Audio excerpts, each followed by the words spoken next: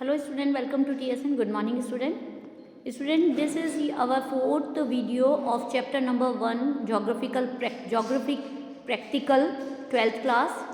Data हमने 3 जो videos थे उसके अंदर मैंने सोर्सेज बता दिए, मीनिंग बता दिया, क्लासिफिकेशन ऑफ डाटा बता दिया. अब आज हम स्टार्ट करेंगे यहाँ से शुरू, वापस unpublish sources publish sources complete कर चुके हैं. आज हम tabulation and classification of data पढ़ेंगे. क्लासिफिकेशन ऑफ डेटा के अंदर हम ये कंप्लीट करते हैं कि क्लासिफिकेशन किस आधार पे होना चाहिए. So what is classification. सबसे पहले एक सिंपल लैंग्वेज में अगर हम डेफिनेशन बोलते हैं तो क्लासिफिकेशन को हम कैसे डिफाइन कर सकते हैं. यहाँ आपके डेफिनेशन नहीं दी हुई है, बट आपको डेफिनेशन मैं प्रोवाइड करवाऊंगी, एक पीडीएफ भेजूंगी, उसके अंदर आप देखेंगे.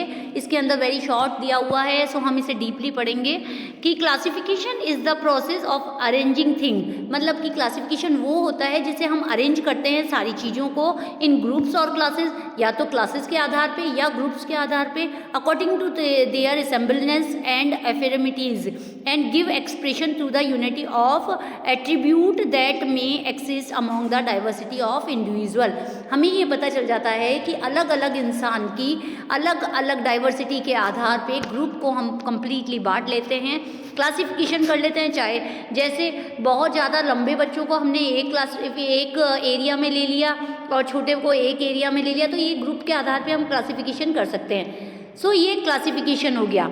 सो हम यहाँ पर हम इसको कह सकते हैं कि रॉ डेटा इसके अंदर आता है, तो वो मैं आपको आगे कंप्लीटली डेफिनेशंस वगैरह सारी दूंगी.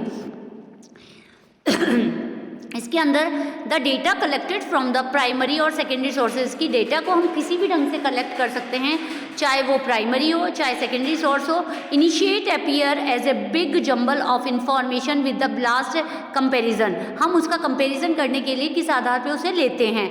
This is non as raw data.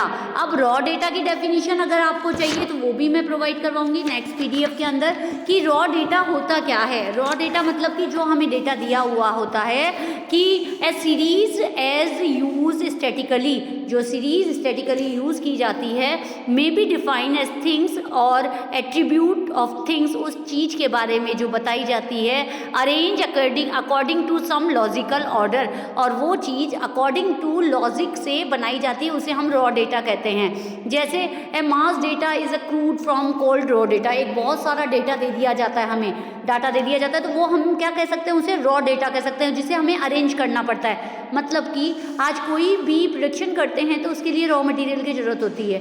ऐसे ही हम डाटा का कोई भी टेबुलेशन बनाते हैं तो उसके लिए सबसे पहले हमें डाटा की ज़रूरत होती है, तो वो रॉ डाटा हो जाता है कि बहुत सारे डेटास को दे दिया जाता है ना. जैसे आपको एक एग्जांपल इसके अंदर ही बता देती हूँ. जैसे ये वाला एरिया, ये सारा रॉ डेटा कहलाता है कि एक बहुत सारी चीज़ों को एक साथ दे दिया, बहुत सारे डाटास को दे दिया जाता है.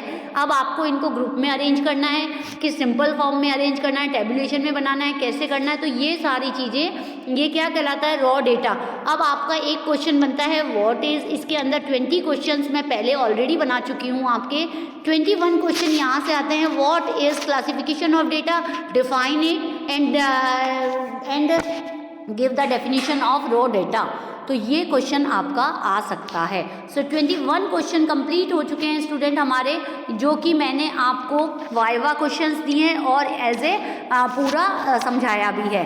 अब आता है one of the simplest device of summarise and present to data is statistical table. आपको पता है कोई भी टेबल हम बनाते हैं तो उसे हम स्टैटिकल टेबल कहते हैं, कि हम रॉ डेटा को हम अरेंज करते हैं तो टेबल बनाते हैं, उसे हम स्टैटिकल टेबल कहते हैं. व्हाट इज स्टैटिकल टेबल, इसे हम डिफाइन करना है. It is systematically arrange of data in columns and row. ये जो डाटा होते हैं वो कॉलम और रो में डिवाइड कर दिए जाते हैं, उन्हें ढंग से जमाया जाता है, ढंग से बनाया जाता है. ये सारी चीज़ें, the purpose of table is simple and presentation into facilities to compromise table make it possible, और उसे हम एनालाइज करने के लिए टेबल बनाते हैं. सो यहाँ हम कह सकते हैं कि डाटा कंपैरिजन और प्रेजेंटेशन कैसे किया जाता है. So student, data comparison and presentation में सबसे पहले हम स्टार्ट करेंगे एब्सोल्यूट डाटा से. तो data are collected, tabulated and presented in the tabulated form either in absolute term or percentage or indicates के। इनके थ्रू हम इसको किस ढंग से प्रेजेंट करते हैं, तो सबसे पहले हम ये बता सकते हैं कि जो रॉ डाटा है उसको स्टैटिस्टिकल सीरीज में हम कैसे देते हैं। सो इसको हम अलग अलग तरह से भी बांट सकते हैं कि एक तो हम न्यूमेरिकल कंपोजिशन से बांट सकते हैं और वेरिएबल के थ्रू बांट सकते हैं। सो यहाँ पर अब यहाँ स्टार्ट होता है कि किस ढंग से। सबसे पहले एब्सोल्यूट डाटा में हमें बताया गया है कि when data are presented in their original form, जिसे हम रॉ डाटा कहते हैं, है ना, they are called absolute data और रॉ डाटा, जो कि मैंने बताया था आपको कि जो हमें जिस रूप में मिलता है उसे हम रॉ डाटा कहते हैं। फॉर एग्जाम्पल यहाँ पर आपको एग्जाम्पल दिया हुआ है कि देखो इंडिया के स्टेट दिए हुए हैं, उनके अंदर पर्सन्स दिए हुए हैं मेल और फीमेल का, इसको हम किसी भी रूप में प्रेजेंट कर सकते हैं। सो ये हो गया रॉ डाटा का। अब आता है परसेंटेज रेशियो के हिसाब से। Some time data are tabulate in ratio percentage. अब परसेंटेज रेशियो कैसे निकाला जाता है स्टूडेंट, यहाँ पर देखो आपको दिया हुआ है परसेंटेज रेशियो निकालने का फॉर्मूला, टोटल लिटरेट और टोटल पॉपुलेशन। मतलब कि यदि आपको टोटल पॉपुलेशन दी हुई है, मान लो 12 करोड़ है ना, 12,000 करोड़।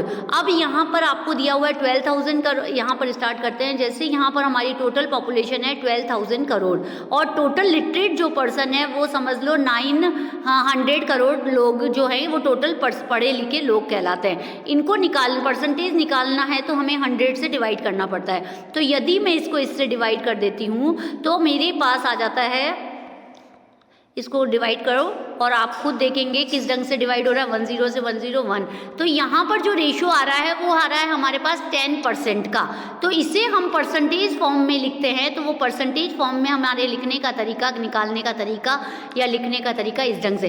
तो स्टूडेंट आपको 22 नंबर का क्वेश्चन है वो हमें यहाँ याद मिलता है कि हम क्या बोल सकते हैं, what is raw data and difference between what is percentage ratio. तो परसेंटेज रेशियो का जो फॉर्मूला है वो बताओ। तो यहाँ ये कम्प्लीटली हो सकता है, ये वाइवा क्वेश्चन बन सकता है। अब आता है नेक्स्ट हमारा इंडेक्स नंबर। स्टूडेंट इसमें यहाँ पर बहुत सिंपली आपको इंडेक्स नंबर समझाया गया है। मैं आपको 2 मेथड बता रही हूँ इंडेक्स नंबर के, कि एक मेथड तो आपको ये वाला दिया हुआ है, सिंपल सा formula, sigma Q1 upon sigma Q0 into 100। अब यहाँ स्टूडेंट आप चेक करेंगे Q1 is equal to current year और Q0 is equal to base year. हम बेस ईयर हमेशा प्रीवियस ईयर को मानते हैं, जबकि करंट ईयर हमारे पास रहता है। तो Q0 हमेशा, जैसे यहाँ पर 1970 हो गया और 1971 हो गया, तो 1970 इज Q0, इसकी जितनी भी कैरेक्टरिस्टिक्स हैं वो आ गई इसके अंदर, और Q1 हमारा आ गया, Q1 इज करंट ईयर 71 का। सो यहाँ पर एक क्वेश्चन दिया हुआ है, इसके अंदर आपको दिखाया गया है कि जैसे यहाँ पर आप ध्यान से देखेंगे कि ये फॉर्मूला अप्लाई किया गया है यहाँ पे Q1 अपॉन Q0। अब Q0 कुछ भी नहीं है तो इन्होंने क्या किया, वो का वही बेस ईयर का ही, करंट ईयर का ही लिख दिया। तो यहाँ पर आ गया इंडेक्स नंबर हमारे पास 100। नेक्स्ट आता है 42, तो उसके अंदर Q0 हमारे पास प्रीवियस ईयर आ गया, जो कि हमने ऊपर लिखा है 32। अब यहाँ पर दिया हुआ है Q0, नीचे Q1, तो Q0 हमारे पास 32.5 आ गया, जो कि यहाँ पर नीचे हमने लिखा 32.5 डिवाइडेड बाय 42.2 इंटू 100, तो ये आ गया 130। तो यहाँ स्टूडेंट ये इंडेक्स नंबर निकालने का है। नेक्स्ट एक क्वेश्चन मैं आपको यहाँ पे कवर कर रही हूँ कि इंडेक्स नंबर में मान लो आपको यहाँ पर ईयर दे दिया 1970 और यहाँ दे दिया 1971, और उसके अंदर आपको 2 पार्ट दे दिए, जैसे कि यहाँ पर आपको सीरियल नंबर दे दी, एजुकेशन दे दी, और तो ये बेस ईयर हो गया और ये हो गया करंट ईयर, ठीक है ना। तो अब इसको हो गया ये Q1 और ये हो गया हमारे पास Q0। तो स्टूडेंट 1970 को मैंने Q0 माना है, ये Q1 हो गया। अब इसके अंदर हमारी जो इसको सॉल्व करने का जो तरीका आता है वो ये होता है कि हम इसको किस ढंग से सॉल्व करते हैं। इसके अंदर स्टूडेंट यहाँ आता है जो Q0 और Q1 का जो डिफाइन है वो अलग अलग होता है। जैसे मान लो यहाँ पर 1970 और 1971 लिख दिया, इसके बाद यहाँ पर हमने दे दिया एजुकेशन और लिटरेसी रेट दे दो, या तो कुछ भी दे सकते हैं आप। तो यहाँ पर आ गया यहाँ आ गया 30, यहाँ आ गया 40, यहाँ आ गया 50। अब इसको हमें सॉल्व करना है तो Q0 ये हो गया, Q1 ये हो गया। यहाँ आपको जो मेथड दिया था वो ये वाला था, जबकि यहाँ पर ये मेथड है तो यहाँ पर हमारे पास Q1 अपॉन Q0, जबकि यही मेथड है इंटू 100, तो यहाँ पर आ गया 50 अपॉन 20 इंटू 100। ये हमने 50 लिखा, फिर ये 20 लिखा और फिर 100 हो गया। तो इसको हम इस ढंग से भी सॉल्व कर सकते हैं। तो स्टूडेंट इंडेक्स नंबर का जो फॉर्मूला है वो आपको लर्न करना पड़ेगा, इसके फॉर्मूले के ऊपर क्वेश्चन पुटअप हो सकता है। सो यहाँ पर ये हमारा इतना कंप्लीट हुआ। इसके बाद प्रोसेसिंग ऑफ डेटा मैं नेक्स्ट वीडियो में कवर करूँगी। Till then thank you.